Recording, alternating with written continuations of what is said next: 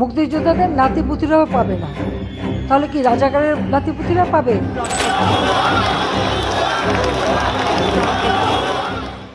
১.৫ দশক পর শেখ হাসিনা সরকারের পতনের মূলে রয়েছে তার একগুঁয়েমি, অহংকার ও অতি আত্মবিশ্বাস। বেশি কথা বললে সব বন্ধ করে দিয়ে বসে থাকবো। এছাড়া আওয়ামী লীগ, ছাত্রলীগ, যুবলীগ সহ সহযোগী সংগঠনগুলোর অতিমাত্রায় ক্ষমতা প্রদর্শনও আরও একটি কারণ। তাছাড়া সরকারের বিভিন্ন পর্যায়ে দুর্নীতি, অর্থ পাচার ও অর্থনীতির মন্দা পরিস্থিতিতে মানুষের মধ্যেও তৈরি হয়েছিল তীব্র ক্ষোভ। আমার বাসায় কাজ করে গেছে পিয়ন, সে এখন 400 কোটি টাকার মালিক, হেলিকপ্টার ছাড়া চলে না। ভারতের ওপর অতি নির্ভরশীলতা এবং পরপর 3টি বিতর্কিত নির্বাচনও হাসিনা সরকারের ভিত্তি দুর্বল করে দিয়েছিল।